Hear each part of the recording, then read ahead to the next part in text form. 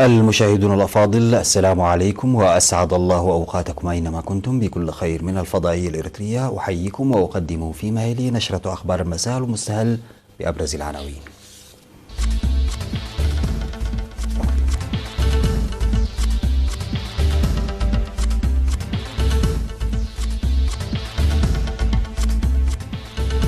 الرئيس أفورقي يلتقي وزيرة خارجية جنوب السودان. إحياء اليوم العالمي للفتاة. بحث حماية التربة وحفظ المياه في القاشبركة. انفجار على متن ناقلة نفط إيرانية قرب ميناء جدة السعودي في البحر الأحمر. تقارب بريطاني أيرلندي حول اتفاق الخروج من الاتحاد الأوروبي. مقتل 3 وإصابة 2 في انهيار جسر في الصين.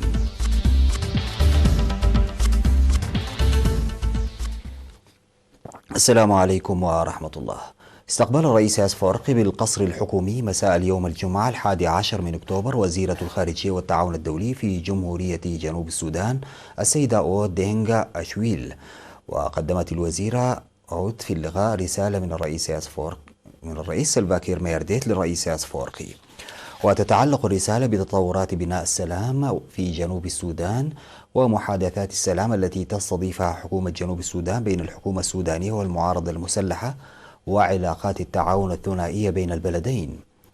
وبحث اللقاء التنسيق الإقليمي في القرن الإفريقي والخطوات الواجب اتخاذها لتنفيذه.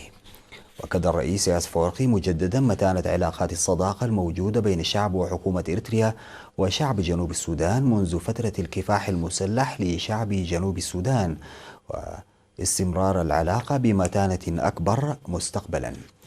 وأشار الرئيس أفورقي إلى الدور الكبير الذي تقوم به حكومة جنوب السودان لإحلال السلام في السودان ومنطقة القرن الإفريقي. وأوضح أهمية إقامة جهة مشتركة تنشط للإسراع في التعاون الذي يجري على المستويين الثنائي والإقليمي.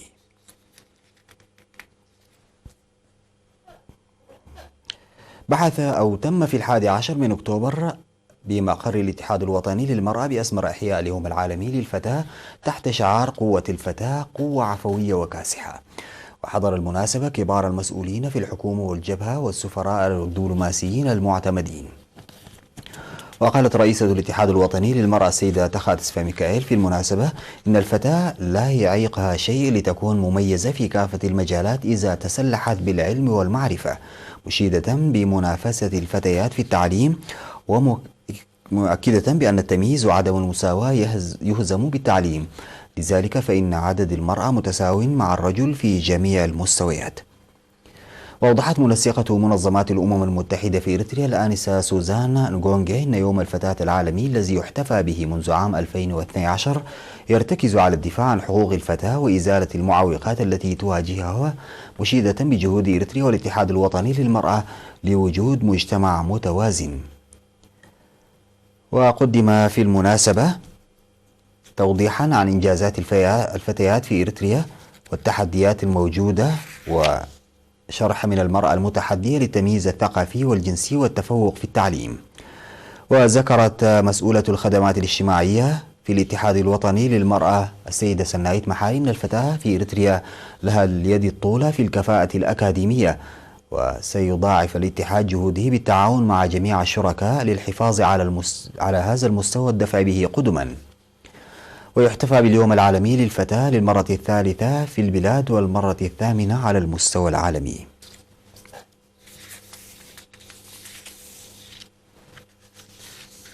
عقد اجتماع في مدينة بارنتو في 9 من أكتوبر بحث أنشطة حماية التربة وحفظ المياه بمشاركة كافة الجهات. وأوضح الاجتماع التقييمي الذي شاركت فيه أقسام إدارة إقليم القاشبركة ومسؤولي الزراعة في المديريات ومهنيين زراعيين أن العام الجاري للدفع بأنشطة حماية التربة والمياه لرفع الإنتاجية وتنمية المراعي وإصلاح مساقط المياه والحفاظ على كل قطرة ماء وتنمية المياه الجوفية ومكافحة انجراف التربة وإخصابها. وفي التقرير المقدم حول أوضاع الزراعة أشار إلى زراعة مطرية لمساحة تبلغ أكثر من 200 ألف هكتار في الإقليم هذا العام، ومساحة 12 ألف هكتار بالري في الخضروات والفواكه. وذكر مسؤول قسم خدمات الرقابة الإقليمية في إقليم القاشبركة السيد حقوس قبر مريم بأن على المنتجين والموزعين والمستهلكين توخي الحذر أثناء الإنتاج والتخزين والتوزيع لدرء الأمراض الناتجة من الأغذية الملوثة، خاصة عند استخدام مبيدات الحشائش والحشرات واتباع إرشادات المهنيين. وقال وزير الزراعة سيد عرفان برهي في الكلمة الختامية إن حماية التربة وحفظ المياه أساس الإنتاج الوافر، ويجب أن يكون من أولى الأولويات لرفع الإنتاج والإنتاجية وضمان الأمن الغذائي.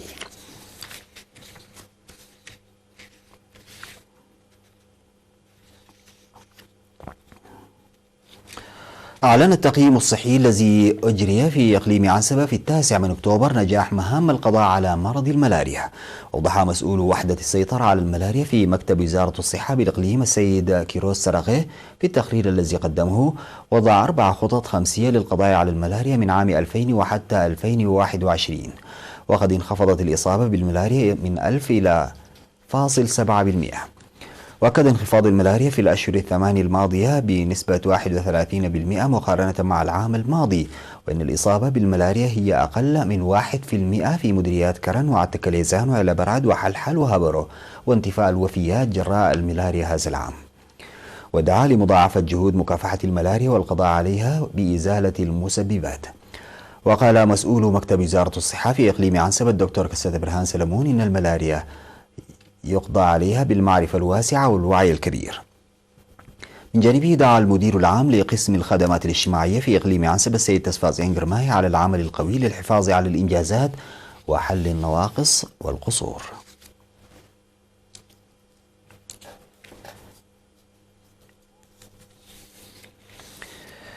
دعا قائد شرطة المرور في إقليم شمال البحر الأحمر الرائد دانر أيوتس أجايا السائقين للمساهمة في الحد من الخسائر الناجمة عن الحوادث المرورية باحترام قوانين المرور وضمان جودة سياراتهم. وأوضح لدى لقائه السائقين في مصوع في 9 من أكتوبر إن معظم الحوادث المرورية كان بالإمكان تفاديها، ودعا السائقين لاحترام إشارات المرور، الحفاظ على بعد المسافة ومنح الأولوية وعدم تناول الكحول أثناء العمل. وذكر وقوع 180 حادثا مروريا في الأشهر التسعة الماضية على المستوى الإقليمي أسفرت عن مصرع شخصين وإصابة حوالي 60 بجروح وتدمير ممتلكات تقدر بأكثر من 2.7 مليون نقفة. من جانبه دعا مسؤول النقل البري في الإقليم السيد تاد سيغرجيش سيارات الأجرة لمنح السلامة الأولوية والتقيد بالتعرفة المقررة.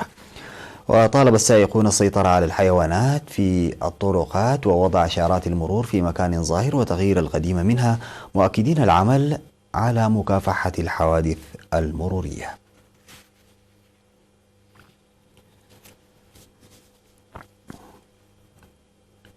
قيم مكتب التعليم في إقليم عنسبة في اجتماع عقده بمدينة كرم في 8 من أكتوبر نتائج امتحانات الشهادة المتوسطة للعام الدراسي 2018-2019.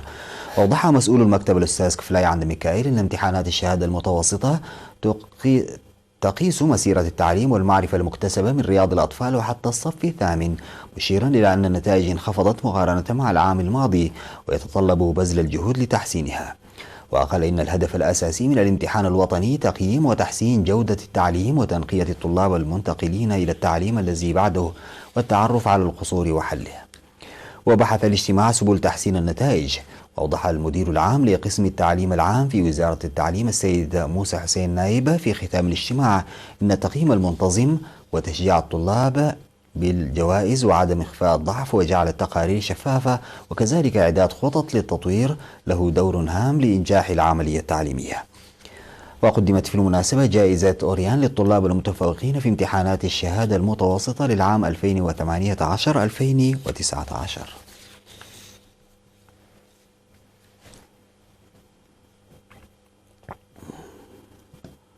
قدم مكتب وزارة العمل والرعاية الاجتماعية في مديرية بارنتو اللوازم الدراسية ل80 طالبا.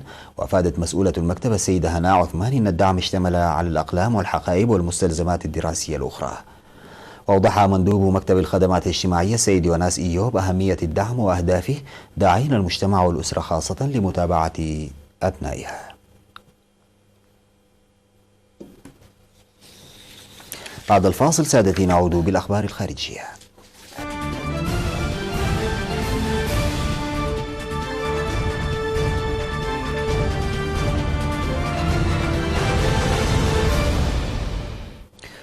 تعرضت ناقلة نفط إيرانية إلى ضربتين صاروخيتين مفترضتين قرب ميناء جدة السعودي وفق الشركة المالكة لها في أول حادثات استهداف لسفينة تابعة للجمهورية الإسلامية منذ سلسلة هجمات شهدتها منطقة الخليج وحملت واشنطن طهران مسؤوليتها.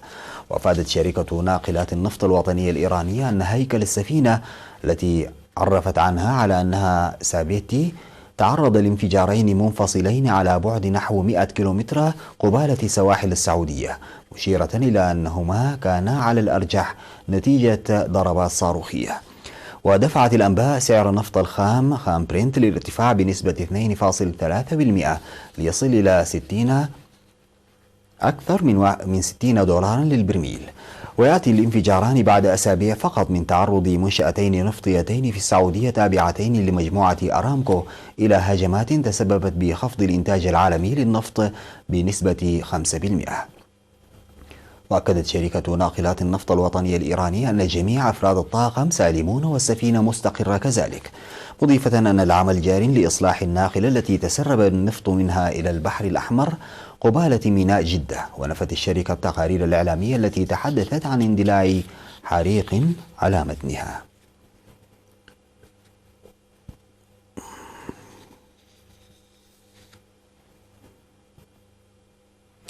أعلن رئيس الوزراء البريطاني بوريس جونسون نظيره الأيرلندي ليو فاردكار أن بإمكانهما رؤية طريق نحو إبرام اتفاق محتمل لخروج بريطانيا من الاتحاد الأوروبي عقب اجتماع أزمة عقده.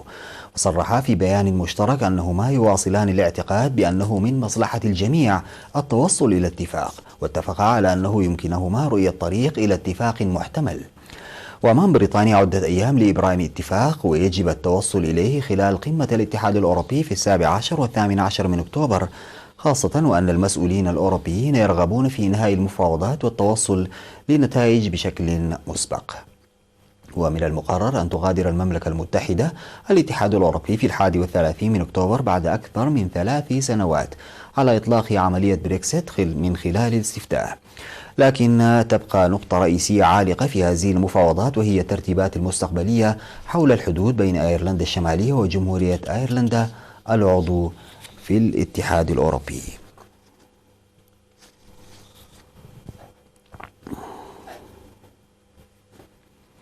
قتل 3 أشخاص وأصيب 2 في انهيار جسر على طريق سريع في منطقة ووشي بإقليم جيانغسو في الصين. ووفقا لوكالة أنباء الصين الجديدة شينخوا، فقد انهار الجسر وسقط على 3 سيارات تحته، وكانت إحدى السيارات متوقفة ولم يكن بها ركاب، لكن السيارتين الأخريين كان بهما 3 ركاب لقوا حتفهم. وسقطت 3 سيارات وشاحنتان من الجسر أثناء الانهيار. وقالت الوكالة إن وزارة النقل ومدينة ووشي تحققان في سبب الحادث.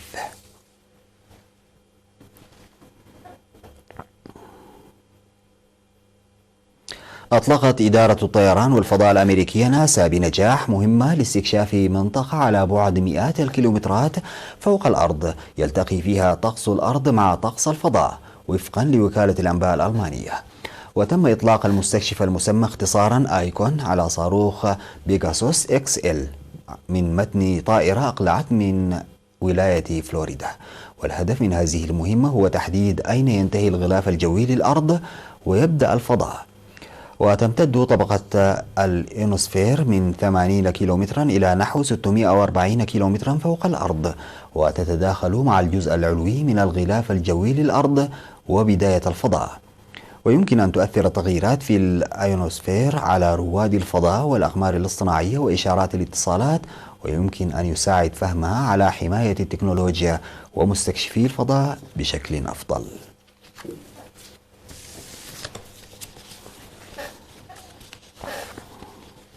انتهت نشرة أخبار المساء، قدمتها لحضراتكم من الفضائية الإريترية. شكرا لمتابعتكم، السلام عليكم ورحمة الله تعالى وبركاته.